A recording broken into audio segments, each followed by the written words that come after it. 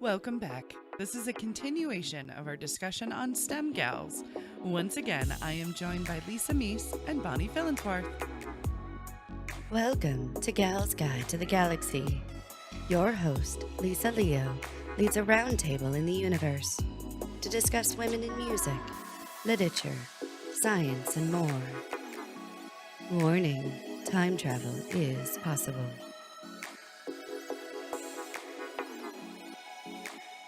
The next part we have is the deep space exploration, and the deep space is switching gears into, ironically, a panel that I have been on twice at Starbase Indy.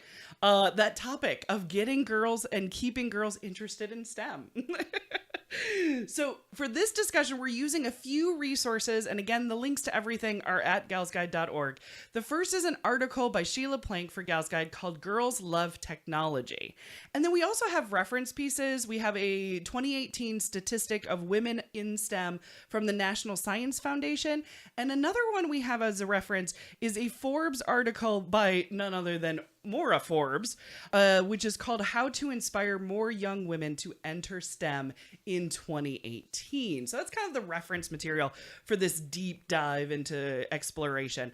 Now, Sheila made an interesting point in her article that many girls use their education to improve the lives of others, but also that girls want interesting work. It's not just about the gadgets and the pension and the pay. Their career has to have a point of some kind. And I think we kind of see that with all the STEM 7s that we've covered today. They kind of get into it for a point, for a reason. So my first question is there a technology that you have learned simply because it was an aspect of your career? Bonnie, how about you? I would say Photoshop, probably. Gotcha. I mean, see that. I use that all the time. I just got Procreate on my tablet, and it's amazing. I'm super excited. Never played with that. Good on ya. I've got it right here. You can play with it. Dangerous. I learned in 6th grade, we all, for a project, did Angel Fire website. Oh, that was so long ago. I know. I remember like GeoCities. Yes. Okay, Angel Fire website. Yes. So we did that for a project, and I was in 6th grade, so I kept with it. I learned Nice. to HTML and CSS. I had books, and I want to do this, so I'd look up how to do it. And I did use that up till like this last year. I finally switched to like just a WYSIWYG editor, and I'm like, Plug and play. I got other stuff to do. Yeah, but you learned it though. Yeah. Sweet. I know it. Dang it. Yeah. Oh, beautiful. Lisa, what about you? Again, some computer programs, and they keep changing. Yes. Right. I learned one, and then a couple of years later, I have to learn either the new version or the new one. Right. Because it's obsolete or something better. It is. Yeah. My primary job is learning design, so e-learning. Mm-hmm. I mean, when Steve Jobs killed Flash 7 or 8 years ago, Right. it All changed the new. technology pretty drastically and pretty fast, right? And when tablets became a thing and HTML5 became a thing, Mm-hmm. and I do not speak HTML, but all of the tools that I was using Yeah. had to put things on the web, and they couldn't do it the same way anymore. And so then that just disrupts the whole industry. Yeah. And the other one, which is just a paradigm shift, is the social media piece. You know, if I'm going Right. to market my work or market Starbase Indie, I've got to figure out how to do that. And then, Right. and those technologies change all the time. I know, Like, I'd almost say weekly. yeah, It feels like. the algorithm is Mhm. different now, and they don't tell you that, and you have to figure it out. So Mm-hmm. there's that piece of science that is technology, and then there's that piece where it plays into Psychology almost to a certain other, extent, especially other with marketing. sciences, right? Yeah. And algorithm logic, Mm-hmm. which isn't exactly technology. It's witchcraft. It's that any sufficiently advanced technology indistinguishable from magic. That. Exactly. It's that. Callbacks, right? Got it. Oh, I love it. For me, I've learned so many pieces of technology just to explore a different career field. It feels like every time I want to just kind of explore something new, there's a new bit of technology that I kind of have to learn to be able to do it. I mean, the first bit of tech that I chose to learn on my own that wasn't like school related was Final Draft screenwriting format. It was a software program that I had to pay $150 for, which was a lot of money in the 90s. But it was the industry standard, and it made it easier to put where your dialogue was formatted and where your characters were formatted. Also created reports for you so you could find your swear words and you could see how many times your character spoke. So if you had a character that suddenly disappeared, you would be able to find it in the report. So it kind of took these, pages and made them more workable for drafts. So I finally invested in that, and then my goodness gracious, had to learn how to use it because it wasn't easy to just start typing and be like, yeah. No, you have to tell every area of where it's going to go. I don't know how many different editing programs I learned for filmmaking because there was a different one all the time. And there was cheap ones. And then, as you could afford more, you'd buy a more expensive one. Or there'd be the new industry standard that everybody was using to figure out how to do that one. I had to learn Photoshop and GIMP. GIMP is the poor man's Photoshop. It's free. So I use that one because, dude, it's free. I had to make movie posters. Like, I didn't have a team behind me. So I was like, fine, I'll learn how to make a poster. How hard can it be? Oh, God. That's the dangerous question. It really is. Because 15 posters later and asking all your friends which one is the least hideous, you start to slowly learn, maybe, how to keep pictures in focus. I don't know. But then a friend of mine asked me, would you want to be on a podcast? And so then it's like I'm learning, audio equipment and microphones, and then hosting shows. So then it's editing audio equipment and editing, you know what I mean? So it's like always for a new technology, to explore something new, to connect to more people. And it never really bothers me learning a new thing. I don't mind it. It's like, oh no, this sounds like fun. Let's go explore this for a little bit. So, but that being said, is there a piece of technology that you avoid? Like coding or virtual reality or deleting an email or Tinder? Is there a piece of technology that you're like, see, I will learn just about everything except for blah, blah. Lisa, how about you? I've noticed in the last half a decade that I have gone from like, new social media platform, I'm going to figure that one out. Right. To being like, Snapchat, really? I don't understand how that works. Right. And or, another one. The kids are using it, so I should probably get on there. But, I tried to snap to just the kids and tell them we were having pizza, and my friend from Cleveland asked me the next day how the pizza was, so apparently did it wrong. And right.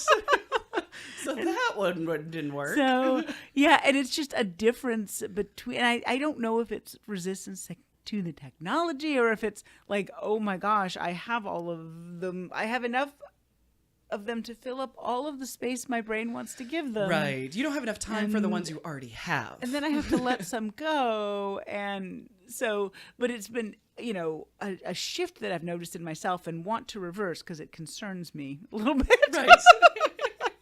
Exactly. I always go for what is this new social media going to help me with or do for me, or is it going to get me to more people? And it seems like the new ones get you to less people, but it gets you to directly to people. You know what I mean? Like gets you to the people you're trying to get to more directly. And I'm like, that's awesome. If they're on the same one. Right. Yeah. But it's like, but I know those people. And like, I'll just call those people. Like, thanks, dude. I got this in a whole other technology. How do I get to people I don't know who I'd really like to know? And those are the older technologies. Correct. Because, yeah. I hear ya and I feel you at the same time. Bonnie, what about you? Snapchat. Snapchat, is I don't know. You're like, no. Grudge probably isn't the right word. I have had several now ex-boyfriends doing some shady shit on there. Oh, that seemed to be that's Like- the shady one. It used to be like paging and text messaging was the shady. Now it's Snapchat. Good to know. Or it was Reddit. It goes away in 24 hours. Like, Yeah. what are you doing on there that you don't want? You don't No. want seen. It'll be gone in No. 24 hours. It makes yeah. no sense for me as a visual artist. I want my stuff to be seen. Yeah. So it doesn't make sense for me to be on there, but just. You're like, no to that one. I will never, ever be on Snapchat, ever. That is totally fair. For me, I was a little nervous about website computer coding, which is amazing because you've learned it. So, all right. So I know enough to do what I need to do. And that's kind of like, say absolutely no, I won't learn, more HTML or more coding or anything like that. I think I'm just really nervous that I'm going to break galsguide.org. I'm just really like, I don't want to be the one that breaks it because obviously I won't know how to fix it. What's that? Is it on a WYSIWYG? Right. Is it on a thing where you just click and put stuff there? I'm using the WordPress widgets as much as I can. Okay. But like there are things where you can write your own code for WordPress and make it exactly what you want. And I go, well, but look at this one's pretty and it's already done. I can just change the colors and it'll be okay, right? Yeah. Like it's kind of lazy. And I'm not opposing to learning. It just makes me nervous. And I don't know why. Just save. Right? Save often. Save a lot. I always worry that it's like I save it and then no, that's where I broke it. And so I needed the step before I Several broke it. Right. Nice. Well, there are studies that boys and girls K through 12 students are equally interested and qualified for STEM careers. However, when it comes to higher education, we see that less than 20% of women are in engineering, computer sciences, and physics. So what do you think can be done to kind of connect these dots for more women in STEM as a exciting career choice? I know it's a loaded question. Basically, how do we solve this problem? So yeah, Bonnie, I'll go to you first. How do you solve the problem, Bonnie? I really like they've been having some like all girls coding camps. Yes. Because I think it's going to be in coding. Like everything we use is a program code. Right. It's going to be everywhere. They're going to make the new app that is not Snapchat. Yes. No, like all the apps, someone had to code those. Everything on your computer, it's all program codes. And as we get closer to like virtual reality, people are going to have to code that. Like it's coding is where it's at. Yeah, it's kind of like the backbone of it sort of thing. Secret door, if you will. I really like the... Is that how we take over the world, by the way? We hide it in the code? We don't agree. Delete. Oh, sorry. Is that a secret? Or we're not supposed to let that one out? Is that in the handbook? Is that okay? All right. That meme that's going around like, I need a new foundation. And then it's like, now that the men have stopped listening, we're striking midnight. Tonight we ride. It's in the code, ladies.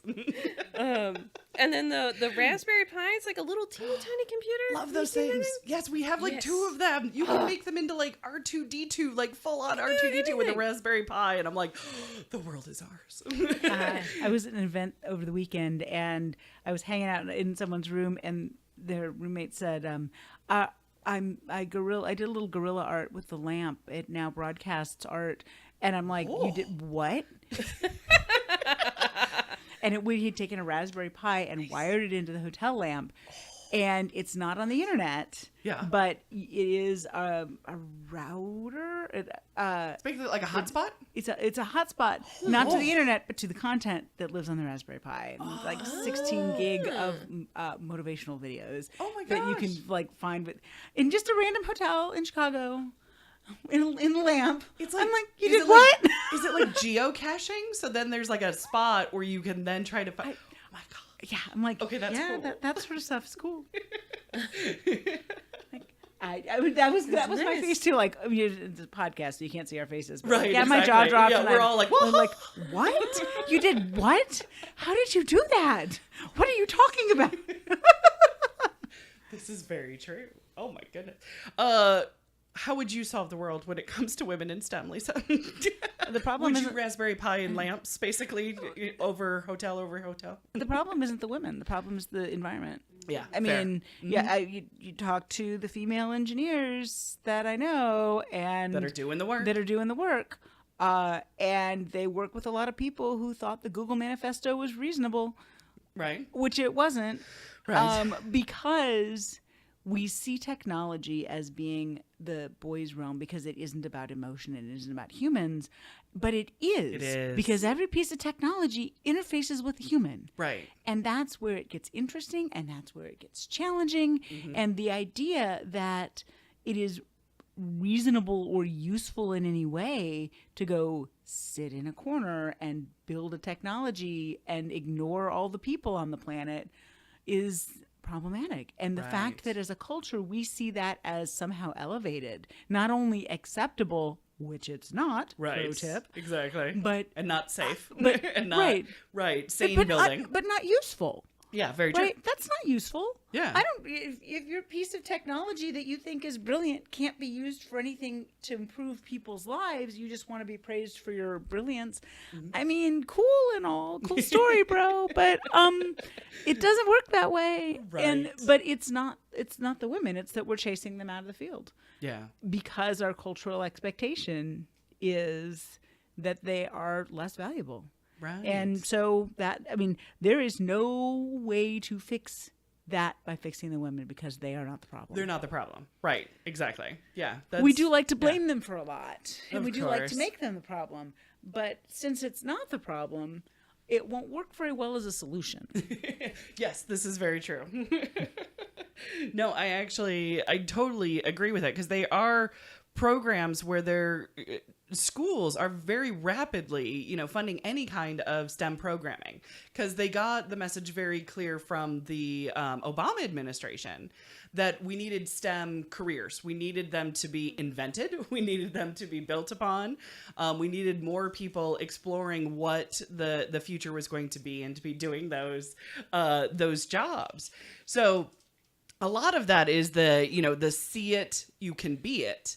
And a lot of times what I also think is we just don't know all the different jobs that are available or that could be available. You know what I mean? Like if you can't see it, if you don't know that that's even a career option, to go into it, because there's only a certain number of people that want to reinvent the wheel. Those are trailblazers and they're going to do what they're going to do regardless. They're going to reinvent the wheel. They're going to blaze that trail. This isn't about speaking to them. They're already going to change it. It's the girls who want a safe job that they can excel at, that they can use their talents to, where they don't have to worry about it being a boys' club, basically, is, what they're kind of looking for. And the interest in the long haul of what is this going towards. Because I go with there isn't a gal out there that doesn't already know that like acting and waitressing and teaching are options for her because she sees it all the time. It's everywhere you go. It's on television. It's in your life. But we don't see what a programmer looks like today. You know what I mean? We don't see what their like day to day is. We don't know what an astronomer is doing today. We can look at Annie Jump Cannon and see what she did way back, but we're not looking at glass plates anymore. We're doing some really cool digital stuff now. So there's that. So I think more people in general will be interested in STEM fields when they can see it, what they're getting into. If this is what this life looks like, this is what this lifestyle looks like. This is the things that we are solving. I think will excite people in STEM in general.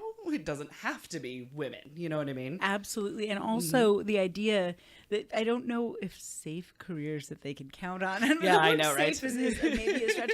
Because the I thing think is, some are worried. They're just like, well, what's a job where I'm not going to get hurt and crapped on and be in a hostile environment for a 40-year career sort of thing. That kind of safe, I think we absolutely That's can what I solve mean, for. yeah. The idea that you're going to do 10 years from now what you're doing today Is very in rare. technology or science is not how those things work. Right. Because it evolves. Because it very does. fast. The jobs that your kids are going to do Yeah.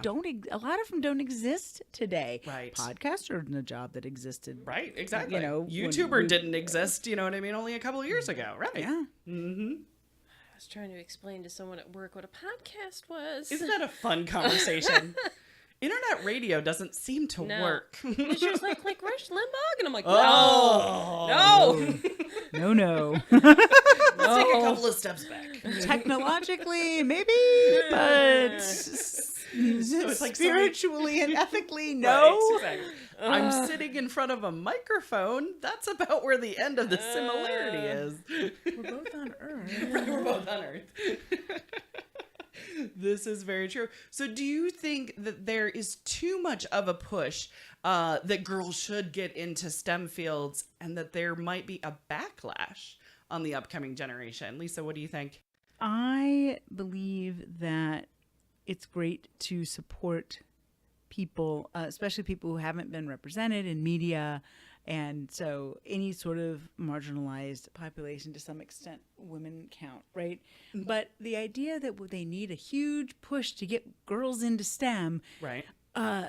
inherently assumes that they don't quite belong there and they can't quite do it. Right. So that's where, I mean, let's go back through the last, however long this show is, and look at the fact that a lot of this technology came out of the brains of women. Right. And so we don't need to push women into it. We need to manage the behavior of the crappy people who are making it hostile to them. Right. Exactly. And just simply say, this is not acceptable behavior. Stop. Don't do that. Don't Right. just say it, but make Make it accountable. make consequences And yes, for that. exactly. No more of this boys will be boys crap. Right. Exactly. Right? That's yeah. no, boys are humans and they can be not crappy humans. Have what is it? It's not ethics and practices, but basically have Standards and practices. Standards and practices. Have that in your employer agreement of what is a standard office procedure, and then follow up on that and report it. And get them out of there and yeah. care, right? This whole idea of well, this is a brilliant man, so he should be allowed to abuse the people. Right? Like No. that doesn't work from a business perspective. It doesn't Right. work from an organizational perspective. It's a myth that people who behave badly would really like everybody around them to believe, Right. because that would be super convenient for the buttheads. I call it the Steve Jobs metaphor. That he can be an asshole to everybody in his employ, but he's a genius. Man got fired And for doing what he was doing. So the things he was doing didn't create the good work. They got in the way of the good work. Correct. Yes. And that's the paradigm shift we have to understand. Right. That's where the Google Manifesto came from, where the guy is like, the good work is coming out of... No, dude, that's actually not true. Right. Your fundamental premise is flawed. The fundamental premise that the CEO of Uber or Steve Jobs or there's Harvey Weinstein, that these male geniuses should have their bad behavior excused because it is valuable. No way. It's not true. That behavior is doing more damage than good in the world. Right. And as we begin to recognize it, and I believe and hope we're moving in that direction. Right. That's what we're trying to, right? We're pushing forward. There's always going to be there's some... There's some backlash. Yeah, There's there some always is. push me, pull you. That's with how this- change with happens culture, every right? time. but if you go down and look at how progress happens, it happens because people invent new things. Yeah. Right? And a lot of that inventiveness is inherently in the minds of women. Yeah. And so teaching the people around us that it is not only unacceptable, but counterproductive to devalue that's the shift we need. Yeah. And again, the problem isn't the women. The problem is the environment they're placed in. Right. So saying how can we as women fix this for other women? Not that we get to stop working towards it. Right, but exactly. we need to name the problem as it exists. Yeah. There you go. I think that's an absolutely fair assessment. Yeah. I dig it. Dun, dun, dun, dun, dun. Bonnie, what about you? What do you think? It's backlash. Do you think there's going to be a backlash? I think we're, girls in STEM, girls in STEM. Yeah, I mean, it's not that the interest isn't there, it's the environment. I think that it should what would you call it? The statistics for who is in the field, it should probably reflect the population. Right. Like, yeah. women are a slight majority, it should be like 51%, and not just with gender, with Thought the race as well. Yep. and everything. Yeah, exactly. And even to immigrants as well. Yes. Where it's just like, hold on, what about also immigration as well? You know what I mean? Getting new ideas into the field. Hedy Lamarr was an immigrant. Yeah, she was. Yes. Austria-Hungary. Yes, her name was Hedwig. Hedwig. I do kind of like that, Hedwig. And the thing is, people hear this idea that we need to look for diverse populations in technology, and they're like, oh, social justice warriors. Sure. But I never heard of that as a bad thing. Well, I'm Well, sorry, I've been first- called that as a bad thing. When somebody said, I'm like, those 3 words are supposed to be bad? Right. Like, I'm like, I will put that on a badge and wear that. Yes, I'm a social I justice warrior. Why have not? that on a badge, and I do wear it. Yes. But the other piece of it is what we're looking for is diverse solutions. Yes. New ways of looking at things. Somebody who Yeah. can take their understanding of, electrical gadgets and talk to a composer who has something on a player piano Right, Hedwig. and turn it into Wi-Fi, right? Right. And people who all come from the same population by their nature have the same understanding of the world. Right. And they see it the same way to a certain extent. Right. Yeah. And so when you put in people who have grown up in a different culture, like immigrants, Mm-hmm. or people who have a different cultural experience, like women or people of color, Yeah. then you get better results. And especially if what you're trying to do is innovation, which you Right. are in STEM, right? Right. So it isn't that you should do this thing because it's like eating your vegetables. Right, exactly. it It's is not that- the morally Russ thing to do. No, it's actually better for the technology. It actually works better. Yeah. So, I mean, I let's do remember- that thing. I remember reading because NASA used to, I think it still does, but it used to come into schools to motivate students into the sciences. Now they would say STEM, but before it was like no, be interested in science.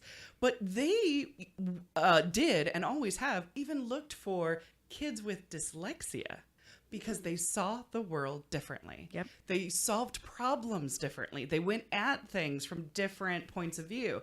And so they're like, differences are a plus in what we do at NASA. And I'm like, brilliant. Right. So I've always related that to anything. It's like, you want to solve a problem, you get different minds in the room. Yep. And every different type of mind possibly, background, economic, race, gender, create an actual melting pot and solve a problem that way. I mean, I think that's what the idea of the United Nations was.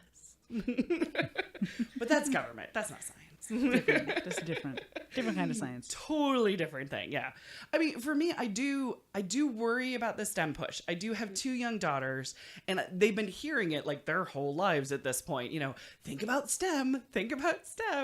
And teenagers especially, they rebel, and I think that's what they're supposed to do. They're supposed to push back against what adults tell them because they're trying to challenge, what if you're wrong, or what can I do myself, what can I contribute to it. So I mean, millennials are trying to kill like Applebee's, and they'll probably be, for some odd reason, Applebee's is failing and they're blaming millennials for not going to Applebee's.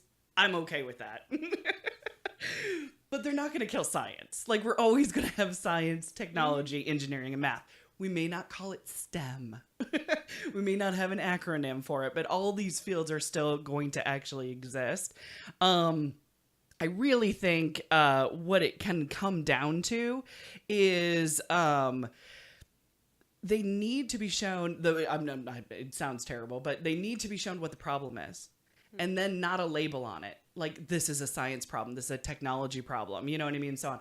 If they are shown what the problem is, I think millennials are going to go after that. And they're going to, use all of this in STEM, to try to tackle that problem. So I think the label is almost, it could be a barrier. It could be a backlash.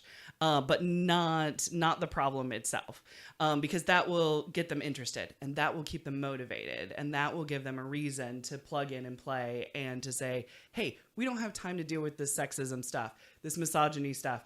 We're solving a bigger problem here. Can we just get to the point? Can we just do our work today? You know what I mean? And get it done. So, So I think STEM gals and guys are ready to rise to the challenge if we just step back and let them do it. So we've got one final question as we wrap up here. Who do you think is a fantastic STEM role model, male or female? Somebody who speaks to you, who you really dig and find inspiration from, past, present, upcoming, in the Waybacks machine, all that good stuff. Bonnie. Margaret Hamilton and Grace Hopper have been at the top of my list for like a few years now. Margaret Hamilton worked on the Apollo missions, and she hand wrote the code back when they did that. It's in the There's code. a picture of her standing next to this giant stack of binders as tall as she was. love She's that photo. responsible for, is it Apollo 11? It's not 13, but Apollo 11, they had some kind of problem with the computer. Oh yeah. And they the fire. programmed in like a priority system for the computer to know what to do, because otherwise it would just kind of go in order and do the thing.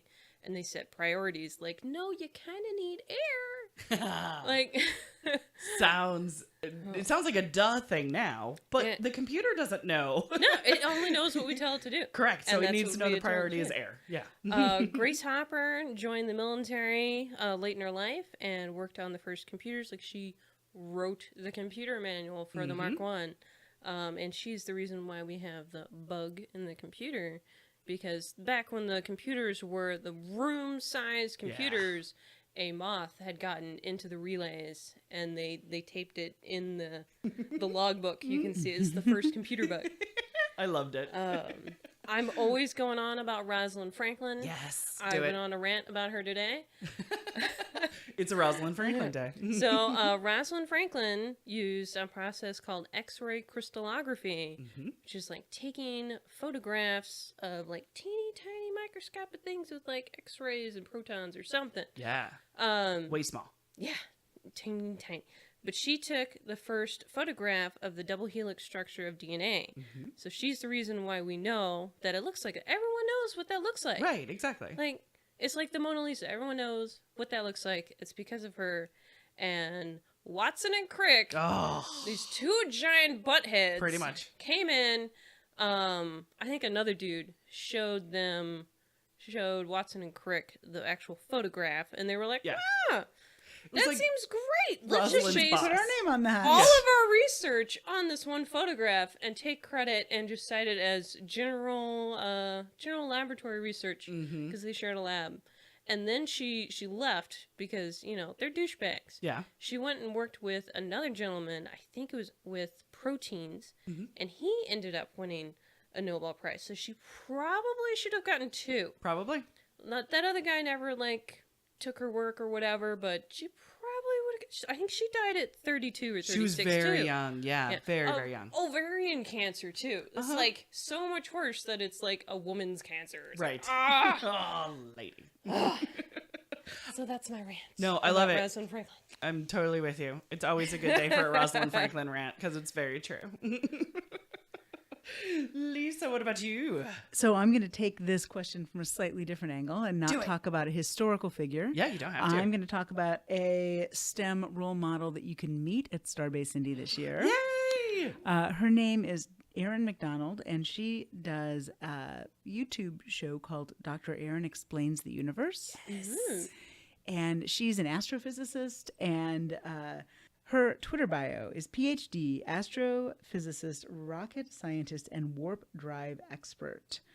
Her Twitter name is Erin McDonald, Doctor of Space Time. Yes. Nice. So she's an actual astrophysicist, and she works as such. Yeah. She also does this show where she explains real astrophysics using pop culture references. Perfect. Right? And so you understand it. You understand where the pop culture stuff makes sense with what we actually know about the universe. Or what we think we know And- when it's a and- pop culture reference. Right, Yeah. right. And then where it doesn't, and where it doesn't match up. Yeah. And that, and she's just fantastic.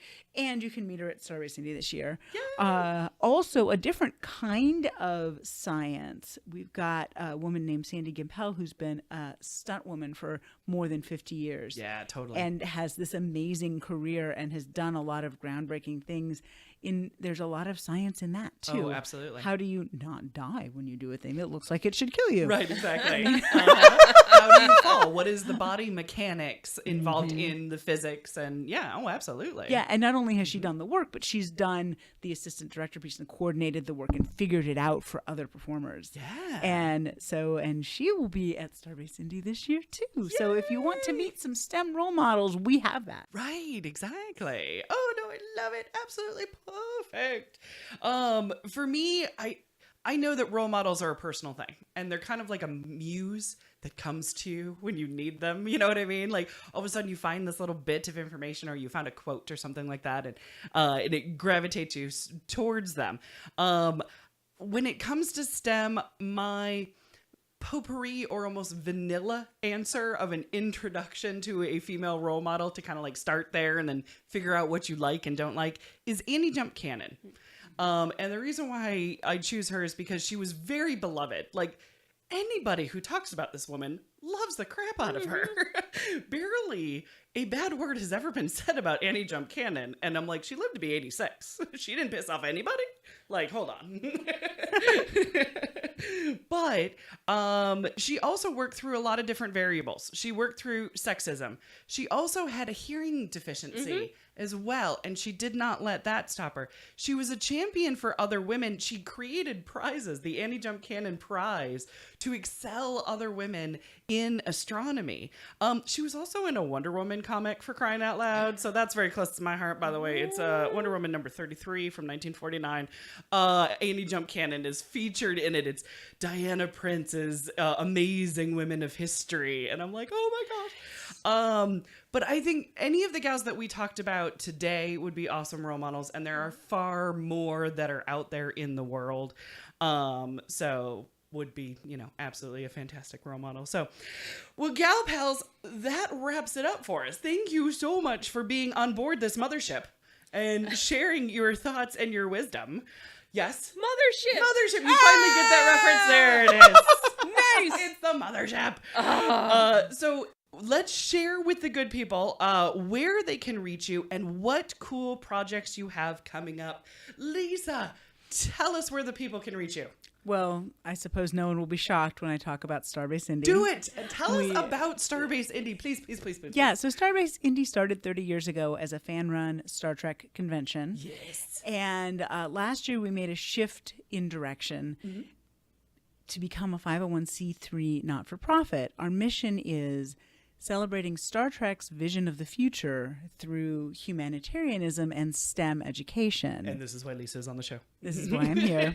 And the thing about Star Trek is it's a hopeful vision of the future. It really is. Yeah, I love a lot of science fiction, but let me tell you, I don't want to go live in Pan Am. Right. I mean, I don't necessarily want to go live on the Death Star. Right. Like, there's a lot.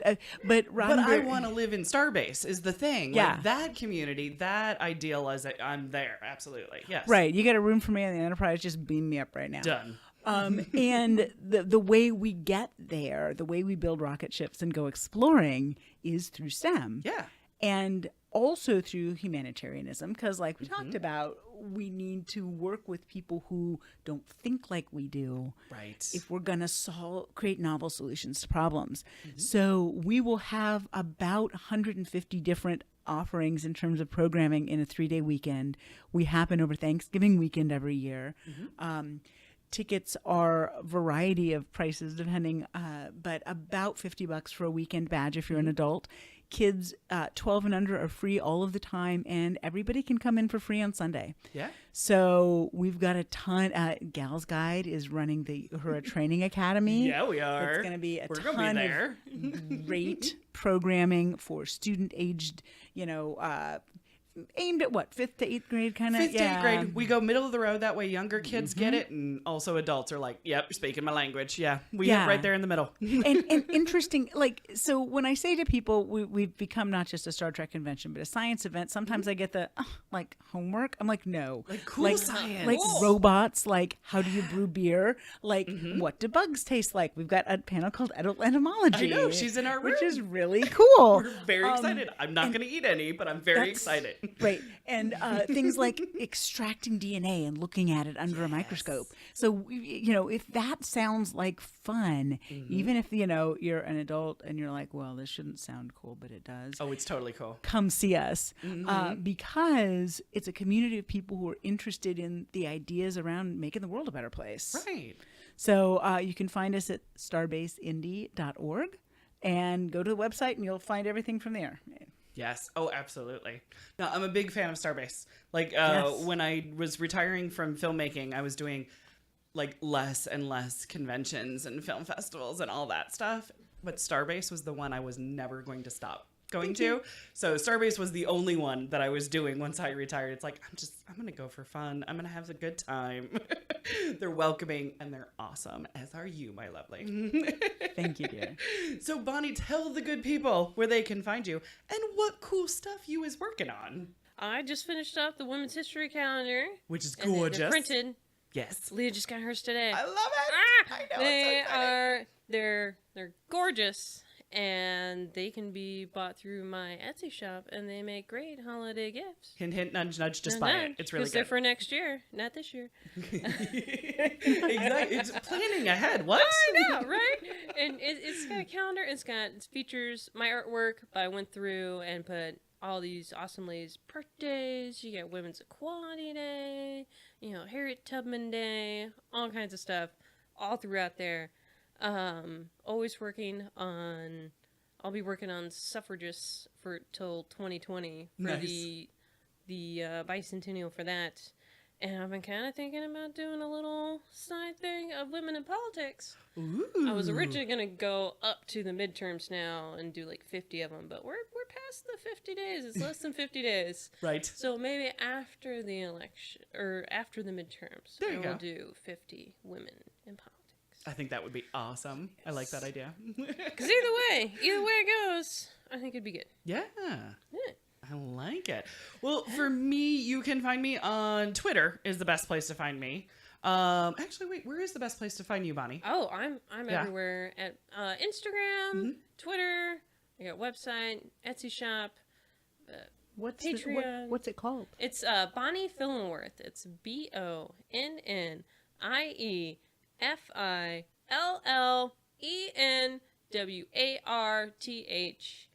Yeah. That's really long. It's a name. I like it. Lisa, I don't think, where can people also track you down? And you said starbase.org.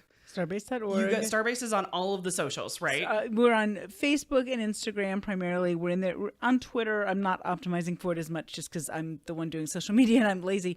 No worries. But if you go to our website, you can find all of that. But you can also find us on Facebook and on Instagram. And we have a newsletter that we try to get out once. I'm gonna Those miss are very this week, hard. But Gals Guide even stopped doing a newsletter a couple years ago.